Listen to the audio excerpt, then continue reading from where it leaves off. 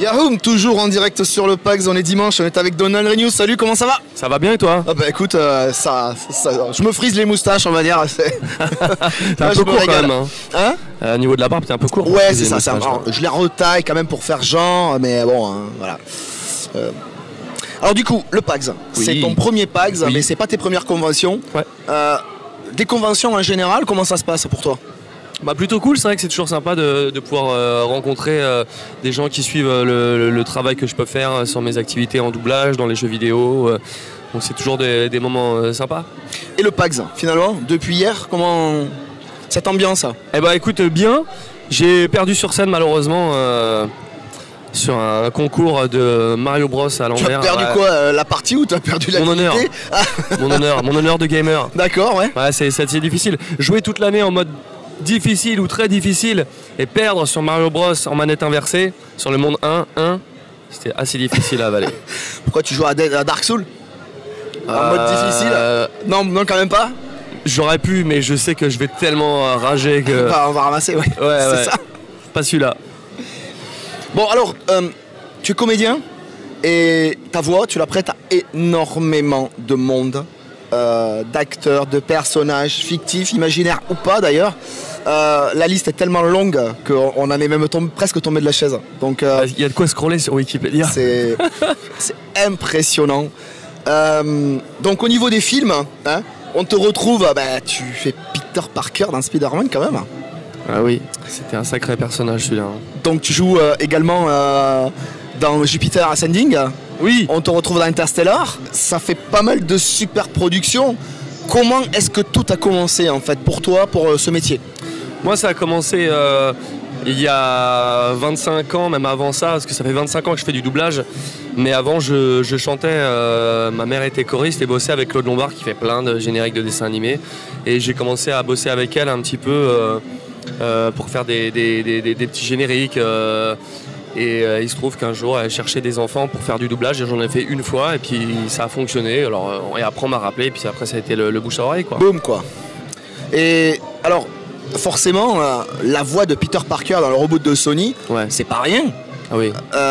C'est le super héros que tu aimais déjà quand t'étais môme. Oui. S'il y avait un personnage on m'aurait dit qu'est-ce que tu aurais voulu doubler si tu pouvais faire ce que tu voulais, j'aurais dit Spider-Man, bien sûr. Spider-Man. C'est bien pour ça que je suis très peiné qu'ils aient changé d'acteur aux États-Unis, que sur le Homecoming, ça soit plus lui quoi. Ouais. C'est vraiment dommage. Ça m'embête vraiment par rapport à la carrière en doublage de perdre un tel personnage. T'aurais aimé que même en ayant raté peut-être la vie du héros, que le film n'aurait pas, voilà. T'aurais aimé qu'il garde l'acteur quand même chez les Marvel, dans la team Marvel quoi. Ah bien sûr. Pour qu'on ait une identité visuelle. On sent bien que ça va être lui entre guillemets le bon, qu'entre Tobey Maguire et Andrew Garfield qui ont fait chacun 2-3 films. Là ça y est, ça on bougera plus.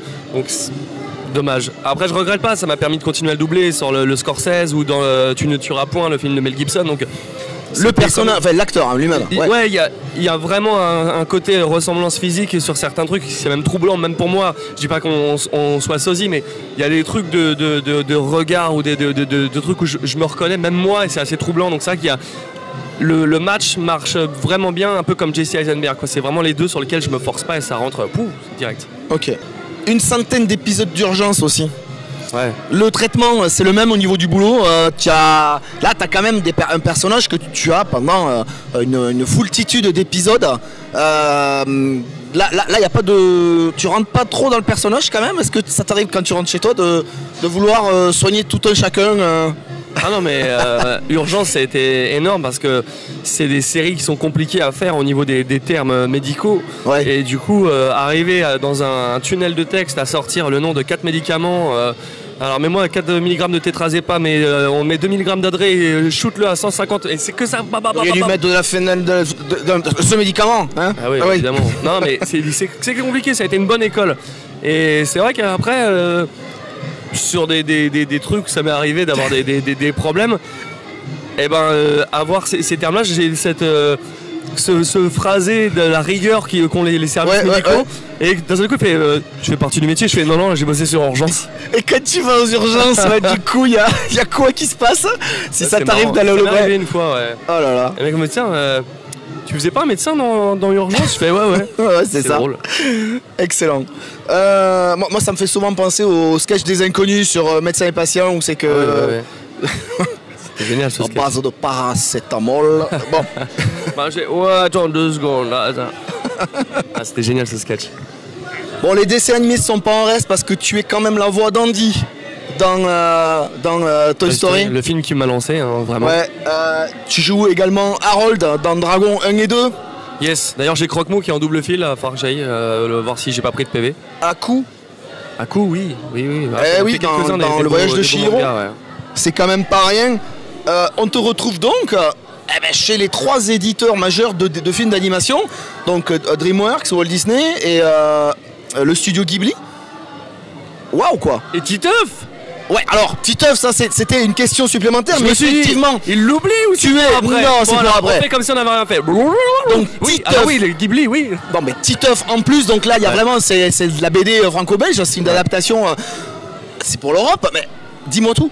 Là, comment on peut passer comme ça, t'as vraiment ta voix qui est représentée dans tous les milieux. Les gros studios, ouais. Parce que bon, chez DreamWorks, on a quand même une lecture qui est un peu plus adulte. Chez Walt Disney, c'est vraiment plus enfant. Chihiro, le studio Ghibli, on est vraiment dans quelque chose de très... c'est japonais, un peu donc... double lecture, hein, quand même, je trouve, Ghibli et Disney. Il y a une double lecture, pas sur tous, attention. Il n'y a pas de double lecture dans Vaiana, mais il y en a une dans Wall-E, il y en a une dans Coco. Oui. Il y a plein de films comme ça où... Ouais. Mais du coup, tes impressions, le fait d'avoir... consécutivement, le fait que tu aies eu ces contrats consécutivement, comment ça se passe là? Je veux dire, à un moment donné, c'est quand même vachement bien quoi. C'est une chance, hein, genre de pouvoir travailler sur des projets sympas. Pour ça qu'on me dit souvent, mais pourquoi tu tournes pas? Je dis mais parce que j'ai la chance qu'on me propose suffisamment de projets très intéressants en doublage pour pas me sentir frustré, que ça m'éclate. Et sur les dessins animés, surtout avec Disney, il me laisse une liberté de faire un peu ce que je veux et de m'amuser. Et ça s'entend. Alors tu anticipes vraiment bien ma question chaque fois, c'est cool, parce que là du coup, les consignes significatives pour ces 4 grands éditeurs, t'en as quand même des consignes par rapport aux différents personnages. Ça dépend de ce que j'ai à faire. Si c'est un rôle un peu comique, je suis en total roue libre. On met la VO, mais c'est histoire d'avoir le volume. Mais sinon, je fais ce que je veux pour vraiment m'amuser, qu'on retrouve le peps qui m'appartient. Parce que en France, comparé aux États-Unis, eux, ils font la voix et ensuite ils posent les images. Alors que nous, en dessin animé, on a la chance de faire le même métier que les États-Unis. C'est pas du doublage, je trouve. C'est vraiment chacun fait sa version. Et ben, parfois, je peux être plus précis que la VO parce que moi j'ai l'animation finale et que s'il fait des mouvements que lui n'avait pas prévus, et ben je peux m'adapter que lui n'a pas pu le faire. Très bien. Ouais, je vois effectivement. Ouais. Alors le jeu vidéo est pas en reste, hein. Ami gamer, on a quand même avec nous la voix de Lucio dans Overwatch. Un son parfaitement calé. Pourquoi t'es tout vénère? Hier j'étais habillé en Lucio, hein. J'avais la casquette, le t-shirt et j'étais full Lucio. Ouais. Bon alors là c'est quand même le premier DJ, c'est pas le premier DJ mais c'est un DJ Rasta qu'on a dans Overwatch qui manque pas de charme, enfin c'est un chara-design qui est extraordinaire, notamment comme tous les jeux Blizzard d'ailleurs. Hein. Lorsqu'on t'a proposé ça là, du coup on t'a laissé le choix parmi plein de personnages ou... Non, j'étais casté sur celui-là. Et ce qui était drôle, c'est que sur la première session d'enregistrement, j'avais fait un truc qui était très délirant, qui m'est revenu à la gueule. On a dû refaire parce que j'étais allé trop loin dans le délire. Et on a dû refaire ça un peu plus sérieusement. Mais au vu du succès du jeu et de ce que j'ai amené dessus, on retourne un petit peu vers le côté délirant et qui plaît. Et finalement, j'étais pas dans la mauvaise direction au début, quoi. Donc là, tu as quand même un impact sur des décisions futures parce que tu incarnes ton personnage avec une justesse qui était même pas prévue au départ, quoi, en fait. Ouais, sur le moment, ça me vient comme ça.